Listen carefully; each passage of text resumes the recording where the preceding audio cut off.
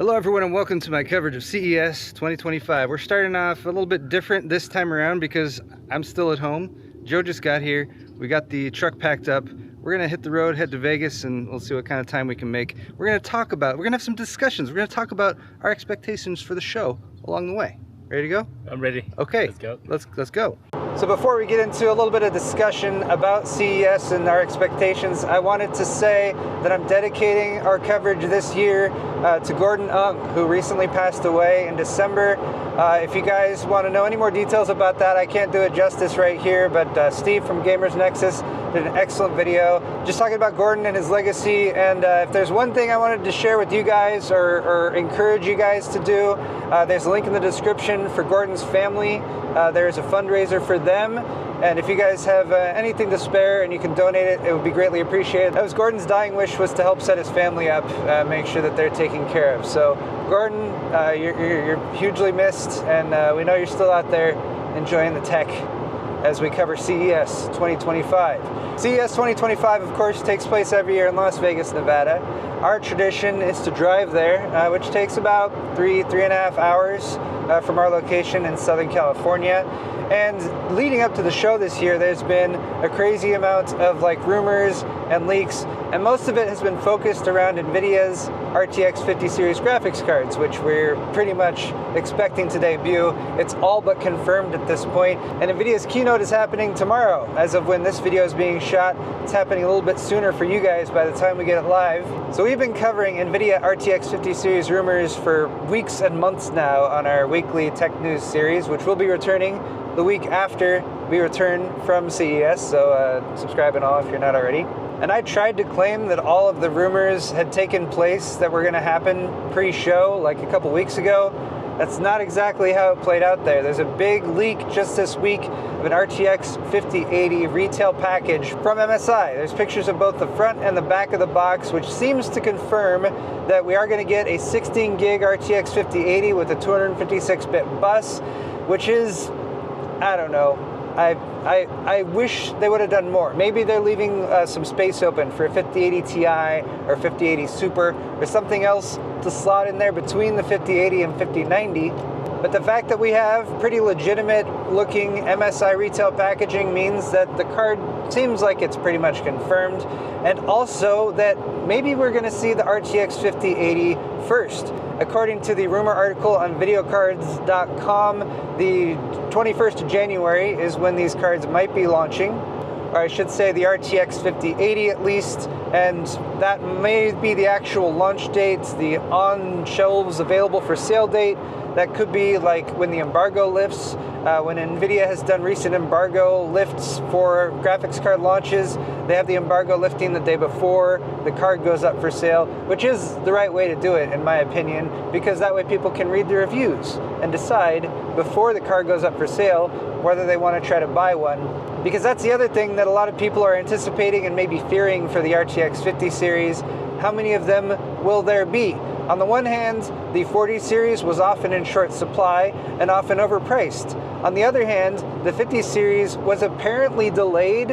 Earlier rumors were that Nvidia was going to launch the 50 series in Q4 2024, and then that seemed like it was pushed back for the CES announcement and then all the launches that we're expecting over the next month or two or three, January, February, March, because there's not just going to be the 5080, then probably the 5090, which might be the second card that launches now based on these most recent rumors, but also a 5070, 5070 Ti, probably even like an RTX 5060, and we'll see how far that one gets cut down compared to the rest of the stack. The other thing in terms of response to the rumors just recently has been that there's such a huge gap between the RTX 5080 apparently and the RTX 5090. And what is the pricing going to be? There have been some early listings for graphics cards. The 5080 was shown for like $1,600 or $1,500, which is a lot. I don't place as much stock in early price rumors for these types of cards because retailers will often create product pages for graphics cards and other products before they go up for sale, and they'll use temporary pricing. They'll put placeholder pricing even though the retailer doesn't know what the actual price is going to be. They might not find out until a day before they go up for sale. So if you see early pricing rumors for these cards, take them with a bigger grain of salt than something like a picture of a retail box picture of the retail box. Seems fairly legit. Early pricing rumors, much more of a maybe, and we're probably not going to find that out for sure until Nvidia goes through their keynote, which is going to happen in like 12 hours or so. Another rumor for the 50 series that just popped up this week was that there might be a triple fan version of some form of flagship card, like an RTX 5090. The software developer from one of the main PC hardware monitoring pieces of software, and I forget which one it is off the top of my head, hopefully we can show it to you on screen right now, said that they heard that there's 3 individual fan controllers for a flagship RTX 50 series card. But that is one of the things that I'm really anticipating and looking forward to that we will see at the show. Not just what Nvidia announces and what the presumed Founders Edition version of the RTX 5080 or hopefully like the 5090, maybe even more cards in that stack, but all the third-party add-in board partners that Nvidia works with. They're all going to have a bunch of different variants of the RTX 5080, 5090, and so on display as well. So hopefully we'll be able to get a look at a wide variety of those. I'm expecting to at least see some from like MSI, Gigabyte, are going to be stopping by Zotac as well. Because that's probably going to be the question that gets answered over the next few months as these launches happen, is not just should I get the 5080 based on the price and the performance, but if you decide on a 5080, which one should you get? There's going to be a lot of different versions of those available. A lot of the different GPU manufacturers try to do special things to make their cards stand out from the pack. So I'm curious to see what sort of new and innovative types of cooling solutions, or heck, even the aesthetic features that they add on, RGB stuff, we're probably going to see some new and unique stuff there as well. One of the other unique things that I saw just the past week is a continuation of this getting rid of the cables. A demo that was shown using edge connectors to connect a power supply with up to 1500 watts of power delivered to a motherboard with edge connectors for the graphics card as well. It's been pitched as BTF or back to front 3.0. And I don't know. I've gone back and forth in my opinion and assessment of BTF and how useful it is versus how much it takes away from interoperability and stuff. This might be a step too far, but if they have those on display, we'll try to get a look at them. I always love CES because we're not just going to get some access to some of the big announcements like the GPU launches from Nvidia and AMD, CPU launches. We're expecting AMD to probably announce their 9000X3D CPUs beyond the 9800X3D, so like the 9950X3D, 9900X3D. I'm hoping maybe they'll do another 9600X3D. That would be cool. That would be cool, but we'll see if they actually go through with that. We're also going to be visiting some of the vendors who make other stuff besides CPUs. We'll be stopping by Thermaltake. They're a sponsor for the show, to see what kind of new and innovative stuff they've done in the world of like chassis, power supplies, probably some new RGB technology. We'll see where they've gone with that. Speaking of sponsors for the show, I didn't say that yet. My sponsors for my coverage of CES 2025 are Thermaltake, Gigabyte, MSI, and Lexar. So I'll be visiting all of them, as well as a handful of additional vendors at the same time. But the other big leak that happened this week was actually on the AMD side for graphics cards for Radeon. We have a new series of AMD Radeon graphics cards, and I think the last time I talked about rumors for this, we were still calling them the 8000 series. But it does sound like AMD has leapfrogged the 8000 series. They're going from 7000 series to 9000 series, and they're also changing up their product naming scheme a little bit.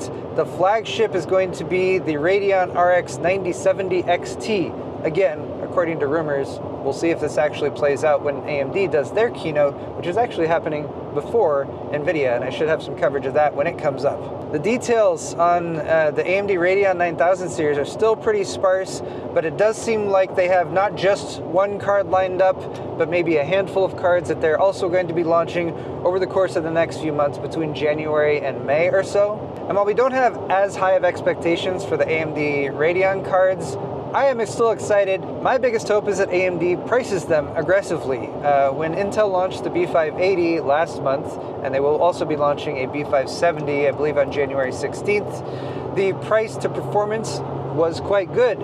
So even though these cards aren't performing at the level of like an RTX 4070 or anything like that, although they can get pretty close, the excitement around them was quite palpable because they're priced at $250. The B570 is going to be $220. That should launch the week after CES on January 16th. And because AMD's Radeon graphics cards still sort of sit in that mid-range, they don't compete with Nvidia at the high end, they still are more of a budget offering. I'm hoping that they are aggressive with their pricing, that they offer good price to performance, so that at the very least, anyone who sees Nvidia's announcements for their new graphics cards, but they're all really expensive, has a fallback plan and can say, all right, Nvidia, I'm not going to pay your high prices. I'm going to go with that optimally priced new AMD Radeon 9000 series graphics cards. Maybe, who knows? I'm trying to start this year off by staying optimistic and also by getting lots of work done, which is why we're recording a video while I'm driving to Las Vegas. But guys, thank you so much for watching this kickoff video for CES 2025. If there's anything that you're really excited about, that you're heavily anticipating, let us know in the comment section down below. A huge thank you to our sponsors for this event, Gigabyte, Thermaltake, MSI, and Lexar. Lots more content coming at you real soon, you guys. Happy 2025, and again, if you guys can, donate to Gordon's family down in the link in the description below. We'll see you all in the next video. Let's get to Vegas.